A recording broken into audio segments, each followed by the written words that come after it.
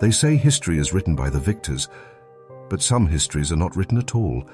They are whispered in candlelit corners, carried on the wind like ash, too dreadful to fix upon a page, too dangerous to survive the scrutiny of daylight. One such history begins with invitations. A dozen letters sent to men and women of influence across Mississippi in the autumn of 1854, sealed in black wax, inscribed with a hand too steady, too meticulous to be the work of chance. The letters bore no crest, no family seal, only a line etched in iron gall ink. To dine is to remember. To remember is to live, forever. The destination was the Lockwell Plantation, an estate already infamous in hushed tones, its soil thick with old blood, its oak trees leaning like silent jurors. The house itself loomed like a mausoleum, every shutter closed, every door heavy as if meant to keep something in, not out, yet the promise of prestige, of wealth, of a night unlike any other drew them. They came in carriages creaking through fog, their wheels cutting into mud that seemed to pull them backward. Inside, the hall was dressed as though for royalty. Chandeliers burned too brightly, reflecting off silverware polished beyond reason. Portraits of unsmiling ancestors watched from the walls, and at the head of the table stood the master of ceremonies. Not the plantation's owner, for he had died years earlier in circumstances already debated in hushed rumors, but a stranger, tall, pale, with a voice soft enough to force silence. His name was never given. Yet every guest who survived long enough to speak of him swore his eyes gleamed with something closer to hunger than light. They took their seats, men of commerce, women of delicate lace, overseers and visiting dignitaries, each placed in exact order as if the table itself was an altar, and when the first course arrived, veal with a dark glaze that shimmered. Aired like oil, a silence deeper than any prayer fell across them. None knew why, yet every soul at that table felt the same sudden weight, as though they had stepped willingly into a story that would never end. The courses came one by one, and with each plate a peculiar tension rose, not from the food, though it was rich beyond expectation, but from the way it was served. Each dish carried not by enslaved servants as custom dictated, but by the pale stranger himself, who moved without hurry, without sound, as though gliding rather than walking. The guests watched, their forks trembling between their fingers, unsure whether to eat or to wait, yet compelled by his presence to taste. The wine was thick, darker than burgundy, leaving stains that no cloth could cleanse, and yet the more they drank, the less they tasted of grapes. The flavor was metallic, almost raw, but their lips betrayed them, returning again and again to the glass, as though thirst had become something larger than desire, perhaps compulsion, perhaps command. Between courses he spoke, not of crops or commerce, but of memory. He asked questions no man at the table should have known, of a guest's childhood shame, of a widow's concealed affair, of debts hidden behind friendly handshakes. His words landed like stones in a still pond, the ripples spreading until no thought could remain clear, and the guests began to shift, sweat beading their brows though the hall was cool. Some laughed too loudly, others whispered prayers under their breath, all while the stranger smiled, the curve of his lips sharp, knowing, cruel. The third course was set down with ceremony, a roast of pheasant, yet when the guests cut into the flesh, they found it bled too freely, staining their plates. A crimson pooling like ink spilled across parchment. Some recoiled, yet none pushed their plates away, for the stranger's gaze weighed upon them, heavier than hunger, heavier than fear. And one by one they ate, each bite dragging them further into silence, each swallow sealing a pact they had not agreed to. The air itself seemed to thicken. The sea. Handeliers swayed though no breeze stirred, and with every course the hall felt less like a dining room, more like a chamber beneath the earth, the walls pressing inward, the portraits leaning closer, and a thought whispered in the back of every mind. Perhaps the Lockwell plantation was not a house at all, but a mouth, and they, its chosen meal. The Lockwell name was not new to tragedy. for the estate had been purchased in blood, its original owners driven from the land in the chaos of revolt, their bodies left unburied in the cane fields, their voices said to linger in the wind. Yet the man who rebuilt it, Jonathan Lockwell, was cruel beyond measure, his punishment spoken of in whispers across counties. Men whipped not with lash but with chains, women marked with brands that carried his initials, children broken before they reached their 10th year, and so it was no surprise when the land began to rot beneath him, crops failing, storms striking only his fields, cattle born without eyes. The curse took root not in the soil alone, but in the marrow of the family itself. Jonathan died alone in his chambers, though some say not by natural means, his tongue blackened, his chest carved with symbols no minister would name. His heirs fared little better, 2 sons dead before 20, a daughter vanished in the river without leaving so much as a ripple, leaving the estate to distant kin who never lived long enough to claim it. Until at last the house stood near empty, its windows shuttered, its halls echoing only with dust. And yet, in 1854, the plantation bloomed again, the hall lit as though no curse had ever been spoken, the stranger hosting the feast with an ease that mocked the family's fall. But every guest who knew the tales of the Lockwells felt a prickle at the back of their necks, for curses do not end, they only bide their time, waiting for blood, waiting for witnesses. The food grew stranger with every course. Fish that smelled of roses, bread that steamed though no heat touched it, a stew that shifted colour when stirred, and always the wine, thicker, blacker, clinging to their lips like tar. The guests began to murmur of leaving, yet when they rose, they found the doors fastened, the shutters bolted from within, as though the house itself had sealed, and the stranger's smile widened, his voice lowering, softer than silk, promising that the true meal was only beginning. It was then that the hall changed, not with thunder or collapse, but with reflection, for when the guests turned their heads toward the great mirror that hung opposite the table, they saw not themselves but strangers seated where they sat, shadows of men and women long dead, their clothes worn and rotted, their eyes hollow, yet their movements matched perfectly, lifting forks in unison, sipping from empty glasses, mouths working though no food passed their lips. Some cried out, others clutched at crosses or rings, but the mirror did not shatter. It held a window into another supper, another time, perhaps another world. The stranger raised his glass, and in the mirror his reflection did not move. It only stared, wide-eyed, lips peeling back in a smile too vast for a human face, and the guests felt their throats tighten, their hands tremble, as though the reflection's gaze had weight. The air grew thick with soundless murmurs, whispers beneath whispers, until words began to form, voices naming the guests, naming sins. They had never spoken aloud. The mirror revealed not only who they were, but what they feared. One woman screamed as her reflection turned to ash. A man vomited as his reflection split open, spilling worms across the floor that did not exist outside the glass. Yet still they could not look away. The stranger leaned close, his breath cold, his words sharp as blades. He told them that every feast must have witnesses, every sacrifice must be remembered, and that tonight they were both guest and offering, host and history, trapped in the glass of memory that never fades. The candles flickered, the chandeliers swayed, and the walls seemed to pulse, as though the entire house beat with one monstrous heart. And the guests knew in silence that they were not merely dining, they were being written into the curse itself, to remain seated forever in a hall that had no end. What struck many of the guests, though none dared to speak it aloud, was the absence of servants. For a plantation of such size should have been crawling with labor, yet not a single enslaved man, woman, or child moved through the halls. No footsteps from kitchens, no voices drifting across the yard, only the pale stranger carrying each dish with his own hands, as though the estate had shed its living workers like snakes shed skin, leaving only silence in their place. Some whispered that perhaps the revolt of years past had never ended.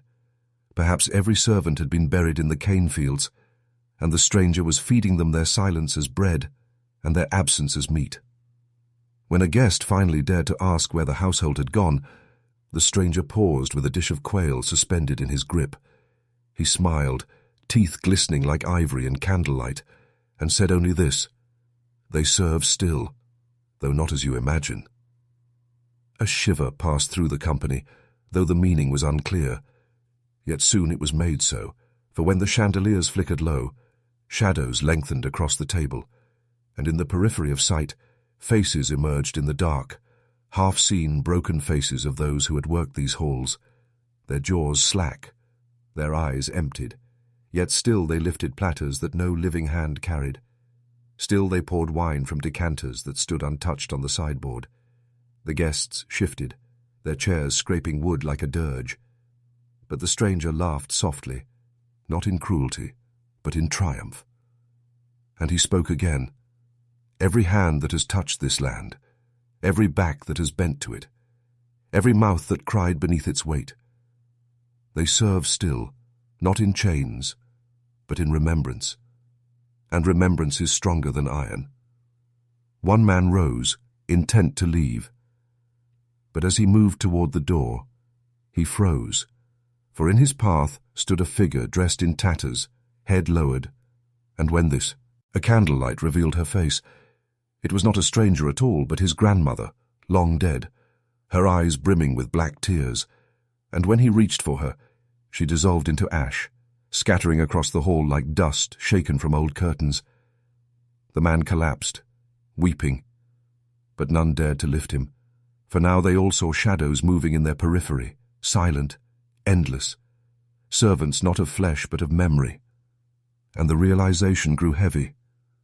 The Lockwell plantation did not simply own bodies, it owned remembrance, and in that ownership it had made slaves eternal.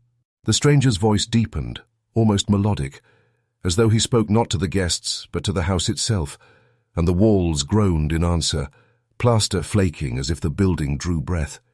He gestured toward the far end of the hall, where a great wooden chest rested beneath the mirror, bound in iron straps, its surface scarred by countless scratches, some human, some clawed. And as the candles flared, the guests saw it pulse faintly, rhythmically, like the chest of a sleeping beast.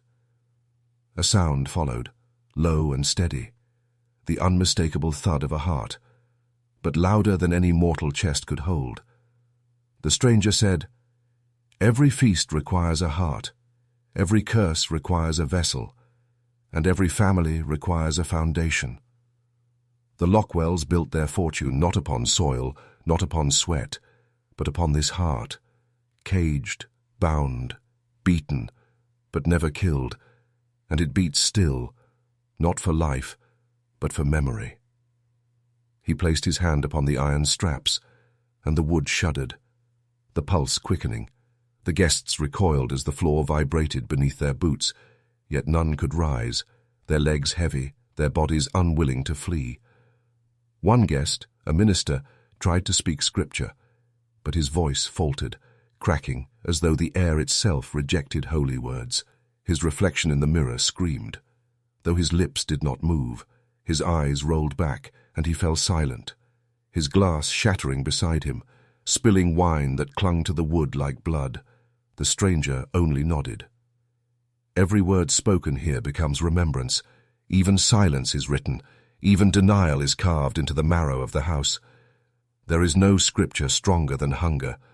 The chest rattled harder, its straps tightening as if resisting, until a crack split its lid, and from within seeped a black mist, thicker than smoke, moving not upward but outward, flowing like fingers across the hall, curling around chair legs, coiling up into nostrils, ears, mouths, choking, tasting, remembering, and the guests coughed, clawing at their throats as though something invisible pressed within, a memory not their own forcing itself into them, images of whips, of chains, of screams in the night, every cruelty branded into their eyes as if burned. When the chest stilled, the mist retreated, but the pulse remained, louder, heavier, the table shaking with each beat, and the stranger whispered, "You have dined upon flesh. You have drunk remembrance, but now you shall eat heart, and in doing so you will belong forever." It was then the first guest fell, a man of commerce whose voice had earlier laughed too loudly, whose hands had trembled most upon the knife. He clutched his throat, his eyes bulging, his mouth gaping like a fish pulled from water, yet no sound escaped. Only a gurgle of black fluid that spilled across his collar, staining lace and velvet alike. The stranger did not move to aid him, nor did the other guests. Paralyzed by dread, they watched as the man collapsed into his plate, his face sinking into the pheasant's bloody flesh, his body convulsing once, twice, then still.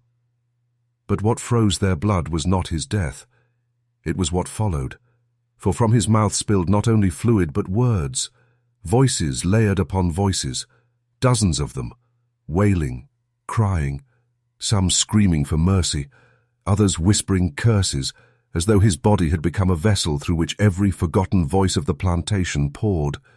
The air filled with echoes of men whipped, women silenced, children buried in shallow graves. The table shook beneath the chorus of the dead, the chandeliers rattling, candles flaring, shadows stretching long and thin across the walls.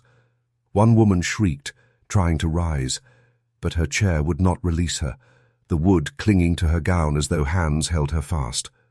Another man fainted, his reflection in the mirror still upright, still staring at him with eyes wide and mocking.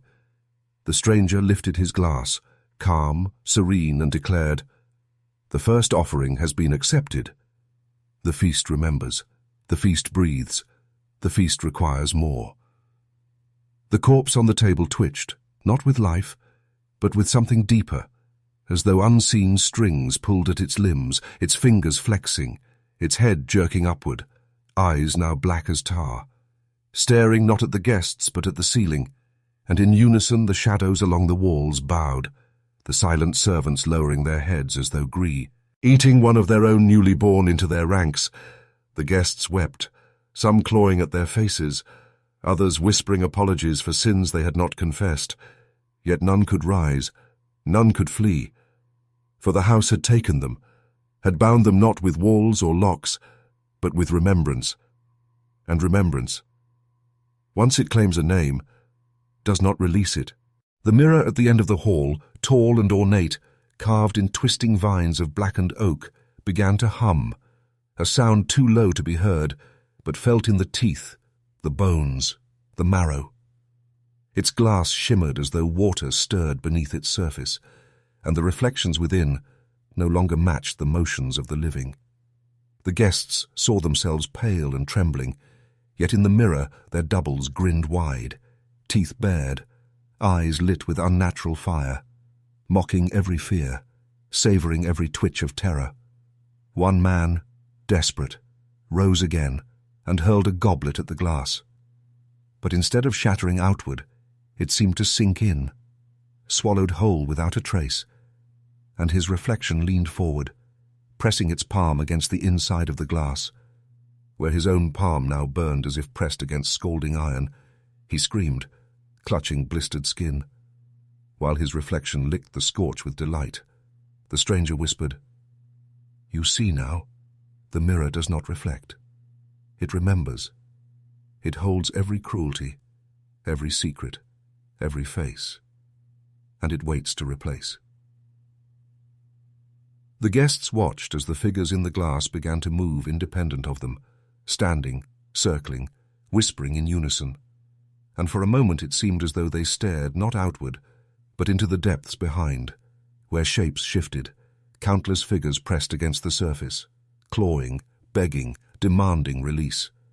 Yet when the glass rippled, only one thing emerged: a pale hand, slender, feminine, with nails sharpened to points, dragging slowly across the inside, carving words that bled into the silver. Eat, drink, remember. The chandeliers dimmed, candles stuttered, and the mirror darkened to black. Yet the words remained glowing faintly like embers in ash. The stranger lifted his fork, gesturing to the chest that pulsed still, its thudding in rhythm with every heartbeat in the room, and he murmured, "A feast is not a feast until the self is consumed. And in this place, the self is the weakest meat of all.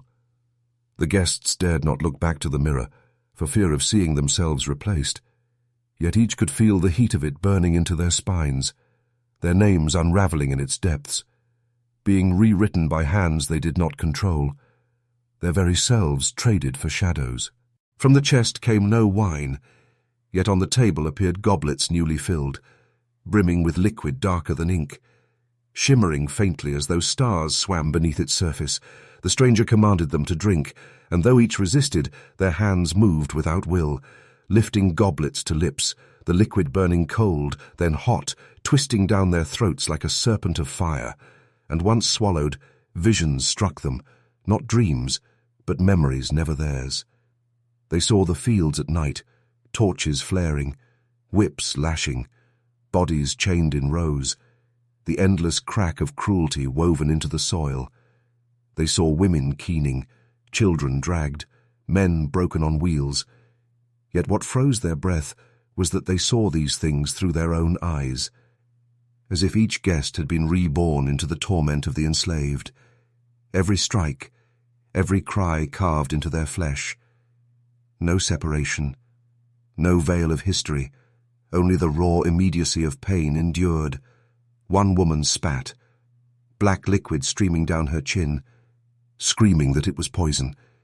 Yet the stranger smiled and corrected her. Not poison, remembrance, stronger than blood, richer than flesh. And once you drink remembrance, you cannot return to ignorance. You cannot plead that you did not know, for it has carved its mark upon your soul. And indeed, the guests looked at their hands and found strange scars forming, shapes burned into skin, letters not of their alphabet, but of something older, something carved in chains and soil. The black wine coursed through them, some vomiting, others convulsing, yet none able to resist the pull of memory, and one man fell to his knees, clawing at the ground, begging forgiveness, not from the stranger, but from voices unseen, whispering names into the floorboards, names of those who had died here, names of those who had never been spoken aloud. The stranger nodded, pleased, and said, "Now you begin to understand, the fiki." East is not for you, it is for them. Every mouthful you take feeds their remembrance. Every swallow carries their chains back into your veins, and when the feast ends, you will not leave this hall. You will join it, as all who come here must. The goblets emptied themselves, though none had the strength to lower them, and the guests wept as the liquid turned to ash upon their tongues. The second death came quietly. Unlike the first, a woman seated at the far end of the table, her face pale, her hands trembling. She had whispered prayers under her breath since the meal began, but now her lips moved with no sound. Her eyes rolled white, and from her chest burst a sound not human, a wail that shook the rafters, splintering wood, extinguishing candles, plunging the hall into shadow, only her face visible in a ghastly glow, her mouth wide, her throat black, as though a void opened within her. The stranger raised his hand, and her body lifted from the chair, rising slowly above the table, her limbs stretched wide as if crucified, her skin cracking, peeling, revealing not flesh but words beneath, phrases carved deep into her, lines of testimony, pleas, curses, names upon names etched into bone, each glowing faintly as if written in fire. She was no longer herself, but a vessel of memory, her identity devoured by what she carried. The guests screamed, but their cries were swallowed by the house, as though the walls drank every sound, and when she finally dropped, her body shattering like porcelain, what remained upon the chair was not bone, not flesh, but parchment, curled and blood-stained. Letters still steaming. The stranger lifted it gently and placed it upon the pulsing chest, murmuring, "The second offering is accepted. The record grows, the archive deepens, and remembrance endures." One guest fainted, another clawed at his own eyes. Yet none could deny the truth, that the feast demanded not only flesh but memory, and memory must be written in the most permanent ink, which is suffering, which is loss, which is the surrender of self into something greater, darker, unyielding. The woman's name forgotten, erased, replaced only by the words she carried, the testimony she had unwillingly become. The stranger looked across the table, his gaze heavy, piercing, and said, "When the feast ends, none of you will be remembered as yourselves. Each will be consumed, each will be rewritten. And what the world above forgets, the hollow feast will guard, it will never release, it will never forgive." The pulse quickened, shaking the plates, the goblets, the bones beneath the floor, and the hall grew darker still, as though night itself had taken root within. The hollow feast had begun to fracture, though not with screams or chaos, rather with a silence so deep it seemed to seep into the marrow of every guest. Forks rested untouched, knives no longer scraped porcelain. The grand table had become a stage, frozen in place. The enslaved men and women, forced to stand along the walls, lowered their eyes, for they felt something moving that had no body, no footsteps, no form, yet brushed past their shoulders like a passing wind that carried the weight of centuries. One of the overseers shifted in his chair, his mouth opening as though to speak, but no sound came, only a dry wheeze, as if his voice had been taken before his breath could summon it. The master raised his hand, not in blessing nor command, but in resignation, a gesture almost weary, as though he too had lost the ability to defy the house that now governed them. Outside, the fields lay still, not even the cicadas sang. The earth itself seemed to pause. Those who later recounted the night would say it felt less like a feast and more like a funeral march, the kind where the mourners walk slowly, not because they are burdened by grief, but because they know they will soon follow the coffin into the ground. When the dishes were cleared, it was not the servants who carried them, but the guests themselves, as though compelled by unseen hands. They rose in unison, each man and woman lifting their plate, carrying it to the hearth where the fire burned low and weak. Without word, they dropped the china into the flames, and the porcelain cracked, splintered, then turned to dust, as if centuries of wear consumed it in seconds. Ash drifted upward, settling back across the table, fine grey powder coating the cloth, the goblets, the bread left uneaten. Some swore the ash had faces in it, shifting and fading with each flicker of firelight, faces of the dead from the fields, the nameless buried in unmarked ground. One overseer tried to brush it away, but his hand shook, scattering it across his lap, and later he would mutter that the dust tasted of salt and iron when it touched his lips. The master remained seated, his gaze fixed on the ashes piling higher with every shattered plate, and he whispered something only those closest heard, a phrase repeated 3 times, though no one would speak it aloud again. At some point in the night, the candles burned down to nothing, yet the room did not darken. A pale glow bled through the windows, though no moon hung in the sky, no lantern burned beyond the estate. Guests spoke of a strange stillness in the air, as if time itself had faltered. The clock upon the mantel stuck between one tick and the next, pendulum swaying yet never striking. The enslaved were told to refill the goblets, but when they reached for the pitchers, they found them empty, though the cups already brimmed with liquid that had not been poured. One guest, trembling, dared to push his glass away, yet the moment it left his reach, another hand, pale, long-fingered, not belonging to any at the table, slid it back before him. He fainted where he sat, and when he awoke the goblet was empty, though his lips were stained dark as if he had drunk.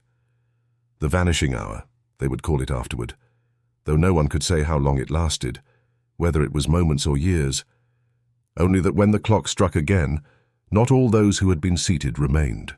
When dawn came, though no rooster crowed nor bird stirred, the hollow estate stood unchanged, its walls gleaming as though washed in dew, though no rain had fallen. The overseer's carriages were found in the yard, horses stiff and breathless, their eyes wide with terror. The table inside was cleared, save for the ashes that lined the edges like a funeral shroud. The master's chair was empty, and so were 3 others, yet no one had seen them leave. No footsteps marked the ground outside. No trace of departure existed. Those who remained could not speak of it, their voices hoarse, their memories fractured, as if the house itself had gnawed away the truth, leaving only fragments, shadows, impressions. And in the years that followed, the estate endured every storm, every fire that swept the lowlands, standing untouched while families around it fell. To some it was cursed, to others blessed, but to those who knew the hollow feast, it was simply hungry, a house that fed not on bread or wine, but on the weight of silence, on the binding of memory, on the slow erosion of those who dared sit at its table.